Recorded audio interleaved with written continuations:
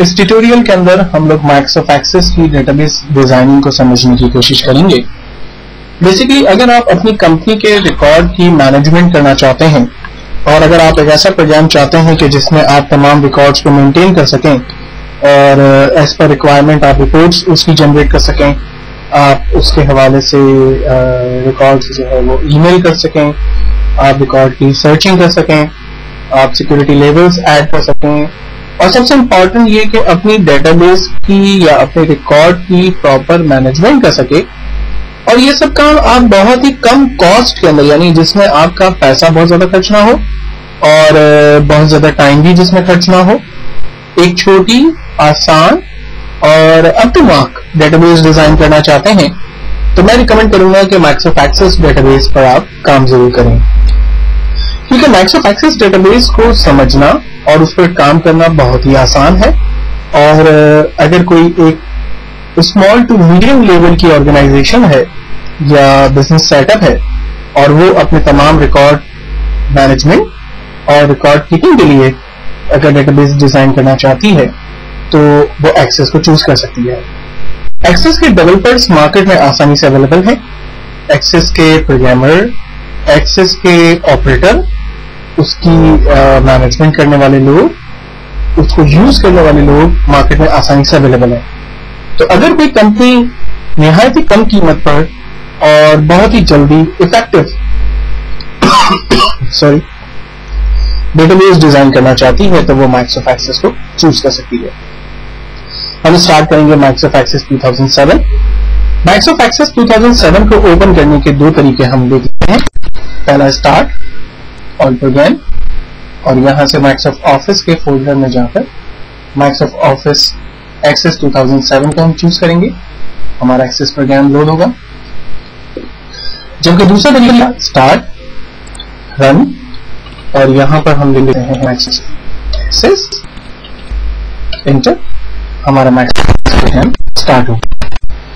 जब Microsoft start होगा तो सबसे पहले टाइटल स्क्रीन आएगी। इस टाइटल स्क्रीन पर कुछ बने बनाए ऑप्शंस, और अगर आप अपनी मर्जी डिजाइन करना चाहते हैं तो ये ऑप्शंस मौजूद हैं। तो मैं कोशिश करूंगा कि आपको पहले लेवल पर बेसिक टू एडवांस लेवल तक लेके चलूं ताकि आपको स्टेप बाय स्टेप सारी चीजें समझ में लगे।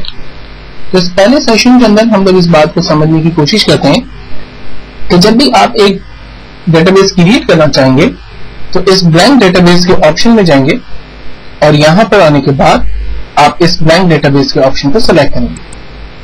ब्लैंक डेटाबेस को क्लिक करने के बाद आपके पास डेटाबेस का नाम, उससे रिलेटेड ऑप्शन आएगा जहां पर आप डिफाइन करेंगे कि हम अपनी डेटाबेस का नाम क्या देना चाहते हैं। आमतौर पर जो लोग माइक्रोसॉफ्ट वर्ड, एक्सेल और पावर पॉइंट यानी बेसिक सॉफ्टवेयर के यूजर हैं उनको ये बात मालूम होगी कि माइक्रोसॉफ्ट वर्ड पे या एक्सेल पे या पावर पॉइंट पे जब भी आप कोई फाइल पर काम करना शुरू करते हैं, डॉक्यूमेंट पे काम करना शुरू करते हैं और काम कंप्लीट कर लेने के बाद अगर आप उसे सेव करना चाहें तो आप फाइल के ऑप्शन में या ऑफिस बटन के आइकॉन पे जाकर क्लिक करें और फाइल को सेव करें। अदरवाइज अगर आप फाइल को क्लोज कर दें या आप एक न्यू फाइल कॉल कर लें तो आपके पास एक न्यू ब्लैंक डॉक्यूमेंट हासिल हो जाएगा। लेकिन किसी भी डेटाबेस पे जब आप काम करते हैं, चाहे वो माइक्रोसॉफ्ट एक्सेस की डेटाबेस हो, चाहे वो विजुअल बेसिक .NET हो, चाहे वो ASP.NET हो, चाहे वो SQL हो, आप किसी भी लेवल पे डेटाबेस पे काम करते हैं, हर एक डेटाबेस पे काम करने के लिए लाजमी है कि पहले डेटाबेस का नाम आप डिफाइन करें। तो यहाँ पर भी हमें इसी तरह से एक डेटाबेस क्रिएट करनी होगी जिसका नाम मैं यहाँ स्कूल दे देता हूँ। जिन लोगों ने मेरे एक्सेल के ट्यूटोरियल देखे हैं उनको एक्सेस की डेटाबेस को समझने में काफी आसानी होगी, क्योंकि एक्सेल के अंदर हमने जिस स्कूल की मार्कशीट के ऊपर काम किया था उसी तरह की एक डेटाबेस, एक मार्कशीट हम यहाँ पर भी क्रिएट करने की कोशिश करेंगे। तो सबसे पहले मैंने डेटाबेस का नाम स्कूल डिफाइन किया और यहाँ पर क्रिएट की कमांड का इस्तेमाल कर दिया। देन उसके बाद हमारे पास एक स्क्रीन आई जिस पर हमें फील्ड का नाम देने की बात होता है। तो इस वक्त हम इस विंडो को क्लोज करेंगे क्योंकि अभी हमें इस कमांड की नीड नहीं है और हम अपनी मर्जी के टेबल्स क्रिएट करने का तरीका सीखेंगे। टेबल्स को क्रिएट करने का मतलब क्या है और टेबल्स बेसिकली हमारी क्या मदद करती हैं।